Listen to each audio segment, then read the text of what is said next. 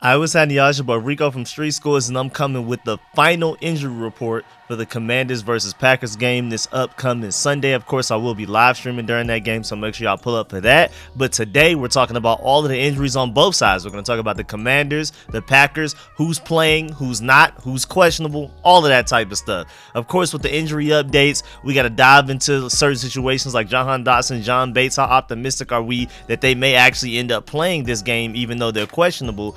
Also, the Commanders made a couple of moves, signing some guys, releasing some guys, placing one player on the IR. And then Rivera also has some really interesting comments from his press conference today that I think is definitely worthy of discussion. So we're going to dive into those as well. And then shouts out to the posse as well for pulling up to practice, man. Shouts out to them. But before we dive into all of that, make sure you subscribe to the channel, hit the bell next to the subscription button so you get notification immediately. And every time I release an informative and opinionated video just like this one, make sure you pull up every Sunday for the live stream, full breakdown, game by game, play by play analysis of everything going on every week for the Commanders game. So make sure y'all pull up Sunday at 1 p.m. for this Green Bay Packers breakdown, live analysis, all of that, man. I'm so excited. Come laugh with me, come cry with me. I mean, no matter what's going on, we're gonna laugh. Also try to get analytical with everything and try to point out things that other people may not naturally notice. But let's go ahead and get into this video, man. Let's get it.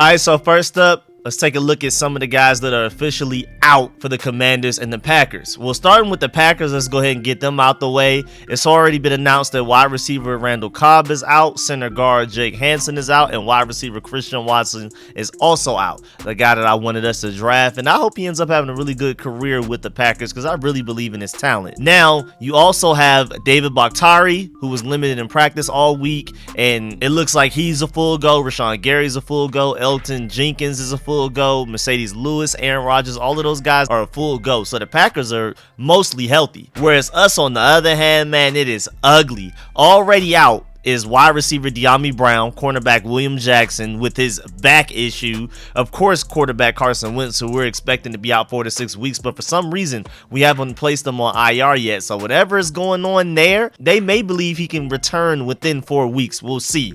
Then running back Jonathan Williams is also out, so he'll miss his second game in a row. And then tight end Logan Thomas has already been placed officially out, so he will not play against the Packers. He's already missed the past couple of weeks.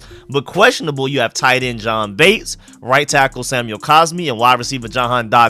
Now, when we get to game day on Sunday, I'm not confident in any of these guys actually playing, man. I'm not gonna lie, because Jahan has already missed a few games, and then he had a setback yesterday with his hamstring injury, so I'm not too sure about him playing for that reason. Samuel Cosmi was limited in practice all week. I'm not sure about him playing, and plus, there's no use in rushing him back because Cornelius Lucas has played fairly well at the right tackle spot, and I've already said it. I think Samuel Cosmi needs to move to right guard and just dominate, become an all-pro. Remember, Brandon Sheriff coming out of the draft was supposed to be a tackle. We moved him to right guard, all-pro. I think Samuel Cosmi can literally do the same exact thing. They have a lot of similar traits. Very athletic, very strong, but not the best pass protectors on the outside. Move him to guard and let him ball out. But either way, I'm not too confident in him playing. And then even John Bates didn't participate in practice at all this week until today, as in Friday, and then he was limited. So I'm not sure about him playing either way. And so as of right now, our top tight end on the depth chart is Cole Turner. If John Bates can't go, Cole Turner and Armani Rogers, which is also really interesting too, because like if John Bates can't go, that means Alex Armah, who we just brought back and signed to the practice squad, he's technically more of a fullback than anything, but he would probably get the heads up to go ahead and be technically the third tight end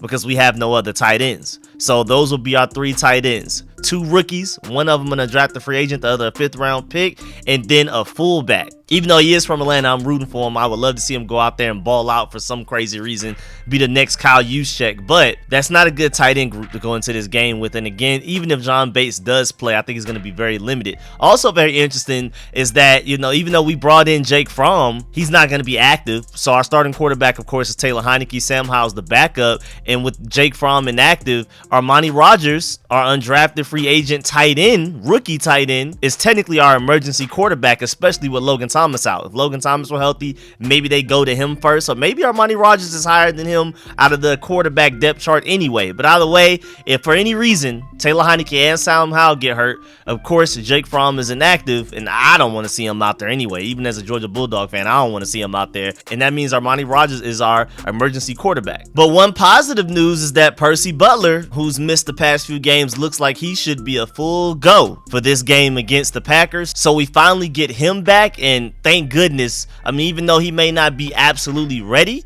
right now we're struggling in the cornerback group because with William Jackson out due to his back issue, I mean, apparently he wanted to request a trade, and then he came out and said he never requested a trade. He keeps making it sound like it's a back issue. Ron Rivera keeps making it sound like it's a decision they're going with as if he's technically getting benched. So nobody's on the same page there. But either way, William Jackson is not playing against the Packers. So Benjamin St-Juste is going to play as the outside corner opposite of Kendall Fuller once again. But Tariq Castro-Fields, the one that's been stepping up and starting in the slot, now that Benjamin St-Juste is now at the outside, he's hurt. He hurt himself in practice on Wednesday. Now we just placed him on temporary IR. So he's going to miss at least 4 weeks, which really sucks. So now we've signed Troy Apke to the practice squad, and we moved Khaleke Hudson from the practice squad to the active roster to help with the linebacker group and to help on special teams as well. But again, with Tariq Castro-Fields on temporary IR and whatever this William Jackson situation is, we're struggling at corner. And even though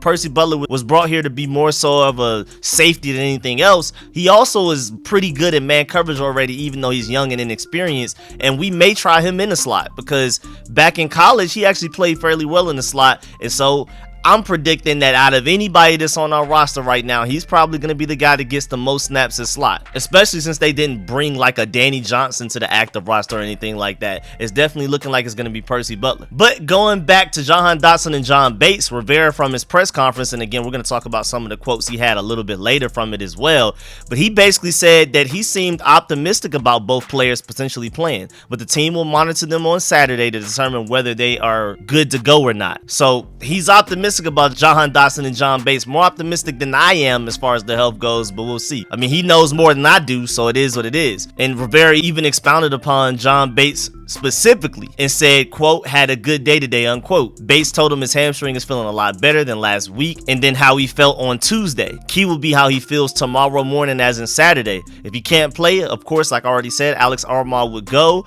but again, he's more of a fullback than a tight end, if anything, so that's a little weird. And again, just to remind y'all, some of the moves that we made, Tariq Castro-Fields goes to the IR, Khaleke Hudson goes from practice squad to active roster, and we signed Troy Apke to the practice squad. Now on to some interesting quotes from Ron Rivera's press conference. He said that Chase Young will meet with the doctor Sunday, like I've already reported in several videos, but he had a preliminary report that came back pretty good recently. So if all goes well, Sunday, the team could consider starting his clock and getting them back at practice. And then once they do, they have 21 days to officially activate him to the 53-man roster. But don't be surprised that this upcoming week, Chase Young is out there practicing with the team. That doesn't necessarily mean he's going to play against the Colts, but that does mean that he'll probably be back sooner than I expected. Again, once they officially bring him back to practice, they have 21 days to put him to the active 53-man roster, and that's room for optimism there, because I was worried that we may not get him till late November, and there were even like questions as to whether or not we should just go ahead and sit him this season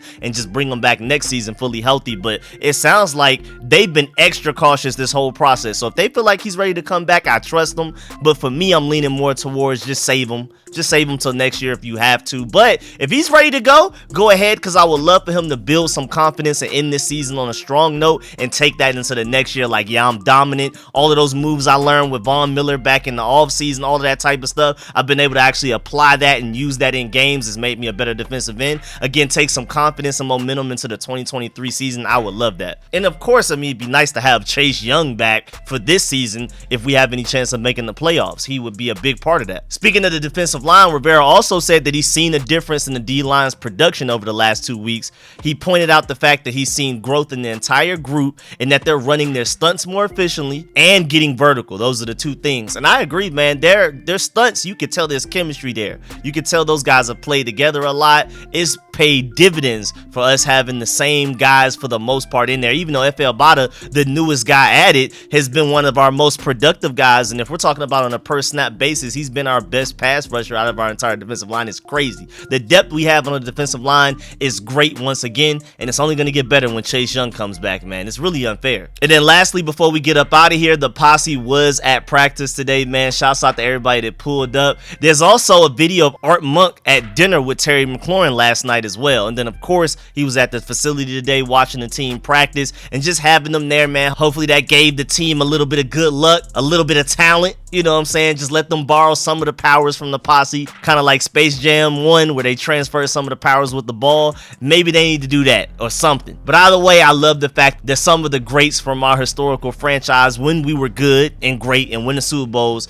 they still want to be involved in the franchise. Even with Dan Snyder and all of this chaos with him, even with all of the losing on the field, guys from the posse still want to be involved with the team and show up to practices and things like that. Going to dinner with Terry McLaurin, that's huge, man. I love it, man. I love the camaraderie there. I love the history that we have. It reminds us that we were once a great franchise, even though since I've been alive, we haven't really won much. I guess the 2012 season is really the best season I've seen since I've been alive. I wish I was there for the Super Bowls, but even though I wasn't, it's great to see guys like Art Monk and all of them out there with the guys, man. That's beautiful. But yeah, man, that's the end of this video. That's the end of this injury report and everything, man. Make sure you get in the comment section. Let me know how you feel about everything discussed in this video. Are you optimistic about our chances of beating the Packers with all the injuries that we have and all of that type of stuff? Of course, leave a like on this video if you liked it. If you learned anything, it's free for y'all and it means the world to me. So please leave a like on this video on the way out. Please don't forget to do that. And of course, man, I appreciate all of the support, man. Shouts out to all of my sponsors, especially my Pro Bowl sponsors whose name you see scrolling on the screen right now. I'm gonna try to get a video out to y'all tomorrow as in Saturday, so make sure y'all look out for that. And of course, I will be live streaming Sunday 1 p.m. the Green Bay Packers game, play-by-play analysis. Make sure y'all pull up for that as well.